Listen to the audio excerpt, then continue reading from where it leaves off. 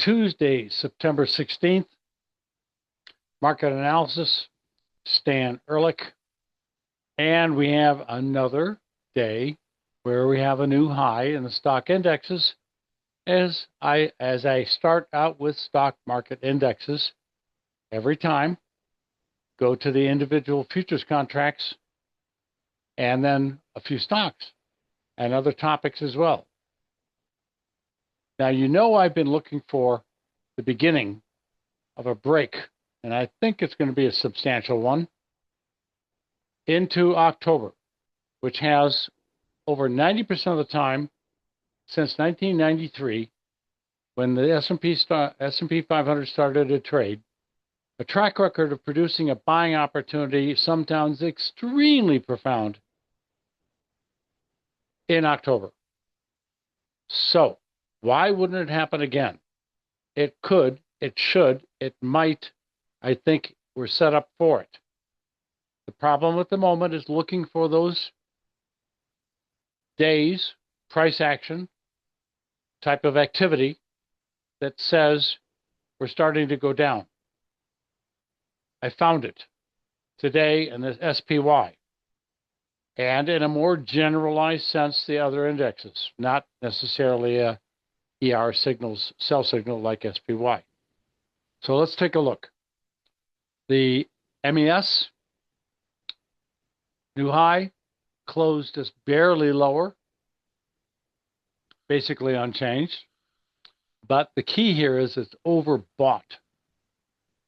Now, I don't expect this to come down just to the support line or previous highs support, but I expect it to come down to at least 62.99, call it 6,300, and that may not hold. I'm talking about into the month of October, during the next 2 weeks.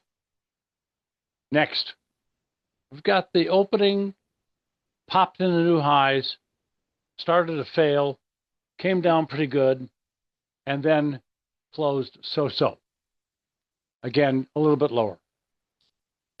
We have a bearish engulfing ER sell signal, official sell signal, in the S&P 500 today. That's it, red.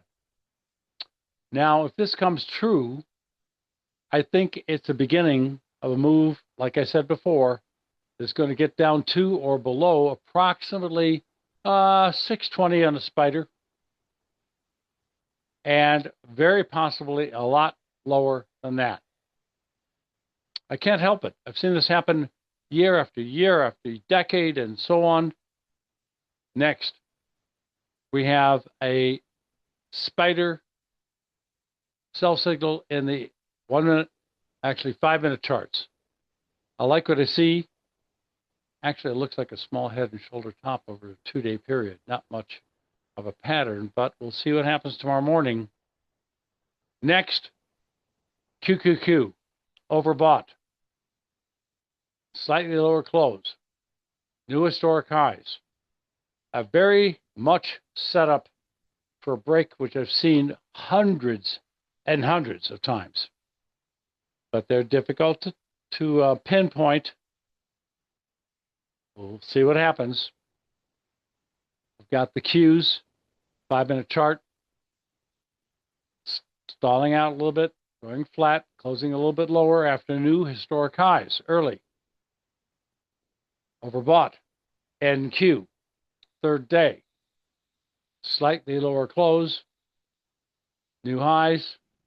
Gosh, this is just setting itself up like I think it is, I hope.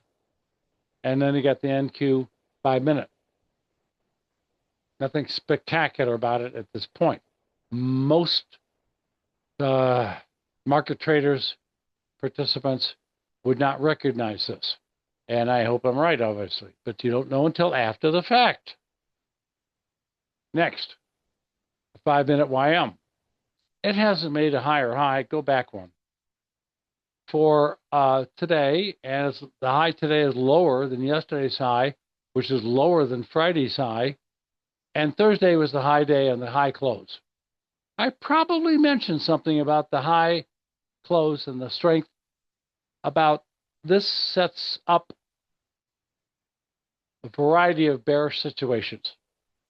Next chart, and we got back to the YM 5-minute coming down, generically speaking. What about the Russell? Now, this is a different animal. Remember, the Russell and the YM have been acting substantially different than the other indexes because they're different kind of stocks in the index. High cap, low cap, medium cap.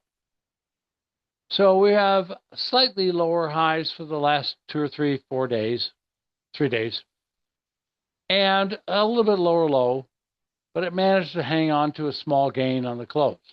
Or, it's not quite closed yet. Up 4 ticks, nothing. Next, there we are. Looks like it's slipping a little, but it really needs to get below this level here, about 2387. Next, bonds. We all know that the Fed has said that they're going to lower rates. They didn't necessarily say how much. I'm figuring a quarter this month. That's built into the market at this point. Obviously, the moment they say that and the market moves to adjust to the new news, it's already built into the market prices. So it's always what comes next, what comes in the future, what's going to happen next. And that's speculation, and that's where the art of analysis is. Stalling out, going sideways, bonds currently up a couple of 30 seconds, nothing much, for the last few days. And it was overbought. Remember, when you get up to these overbought situations, you top out a bit. You top out. You top out big time in this case. You top out. And on we go. So don't ignore them. It may take a few days. It may even take a week or two. But usually, almost always, can't guarantee a damn thing. Past performance is not indicative of future results, and hypothetical returns have some inherent limitations. Thank you, NFA and CFTC. It's basic disclaimer. Next, 5-year notes. 10-year, sorry. And sideways with an overbought condition on the high day and involving in this sideways range a bearish engulfing. Most of the time, I'd like to say they're as profound as that one. Wow. April 7th. But not always. Sometimes these red bearish engulfings are part of the topping out process. And frankly, sometimes they don't work at all. But our automated trading, trailing, protective stop loss order takes us out of the trade when they're not correct. Not good. Next. New high on the close, on a rally on the crude. Well, support held. No shocker. Looking for a move back up to probably 66.05 and maybe even some in a range of 69, 68. Next, natural gas had an outside up day today. So I think we're going to get another rally. Now, there's some important levels in natural gas that are going to cause me to change my mind, but we're nowhere near them. I could afford to have a rally back up maybe to about, 3.5. Resistance area. No change of opinion. That's it. I like what I see. Looking for maybe a little more strength because of the bullish engulfing, but very minor. And then a new low within a week or 2 or 3. Heating oil. Kind of the same thing. New high close. Month and a half. Bunch of resistance still above the market. Support below. You're essentially still between the rock and the hard spot. Gold. Another new high and another new high close. But 86 on the RSI is very dangerous. Anytime I think this market is going to go down in a chunk very quickly, at least 35.94. And more likely, a good support area, 35.34. Silver. New high close, strong. Normally this looks very bullish to people, but the overbought conditions with some divergences tells me, watch out, don't be a buyer up here. It's about to turn down. And the usual support areas. When it starts, I'll talk about those. Platinum, rocking a hard spot sideways, no opinion. And get another one. Okay, copper did manage to come up a bit, closed a new high ground yesterday, but right at the previous rally high after the crash. A little bit of resistance, usually not very much. We've already had a month and a half of sideways. So I think there's a chance it could come up a little bit more, although today it kind of moved back down a little. So I'm modestly friendly, a little bit, very cautiously. No bull market, retracement in a longer-term bear. That's what I'm looking for. Okay, the grain complex, I'm looking for major bottoms long-term. And I've been saying that for weeks, months. We had a low in the last couple of weeks. Held very well. Friday up a lot. Yesterday, a little dip. Today, another new high. Getting back up to a little resistance.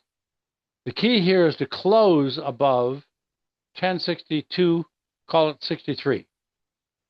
Then, excuse me, the major resistance area, 1075, call it 76. If that's broken on a closing above it, we have a very important long-term 111 or about 1100 level to reach, stay at, close at, above at, and then the upside objective is much, much larger. Soybean oil made a new high and a new high close today, looking a lot better. Remember, I have put back into effect the head and shoulder bottom, which we did tend to ruin usually by closing below the neckline for 2 or 3 days and quite a bit. That usually kills the pattern. But I can't help it. This is now acting like it should have. So I'm making an adjustment. Head and shoulder bottom, upside objective, a heck of a lot higher. I'll come up with those numbers as I had before, but I erased them soon. No rush. Soybean meal. Basically sideways, tiny bit higher close. I'm looking for more strength. Need to get up to the resistance area of 298.5 and stay there and start to chew into the resistance. That would make me more optimistic about my longer-term bullish. Next, corn, another minor new high, and almost a new high close. I think it's almost the same as Friday. So it's coming along great. There's a gap to close, and that would be about 440.5. But if that's closed and the market stays there and the downside corrections are not significant and it starts to make new highs again, you're looking at something very serious. Plus, we got a bullish engulfing ER buy signal at the bottom of the market on August 14th. Next, wheat. New high close for a short period of time, about 3 weeks. But we're right at a little resistance level. All we got to do is go up a little bit more, and all of a sudden you're closing at a new high for 2 months. A little bit more, a month and a fraction. Adding to the bullishness overall. I think we're going to come up into this area, 555 ballpark. Next, Shell. Rocking a hard spot sideways, not doing too much. Resistance stopped the rally in an overbought condition.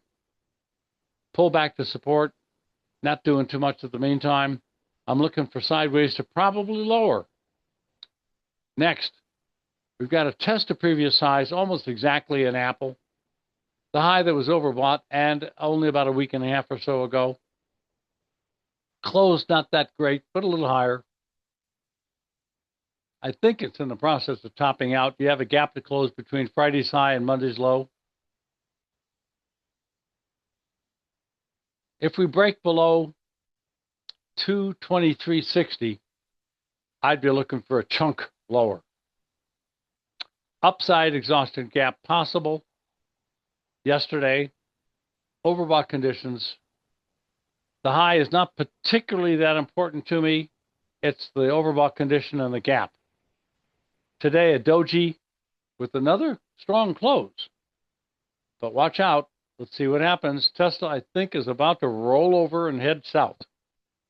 And we've got NVIDIA. A little bit lower, closing a tiny bit more of this gap I've outlined. So I'm looking for slightly lower. And frankly, this whole thing looks like it could end up being a bit of a toppy thing. And we'll see what happens. Back to the E-mini. And you have a great day. And of course, profitable trading to you.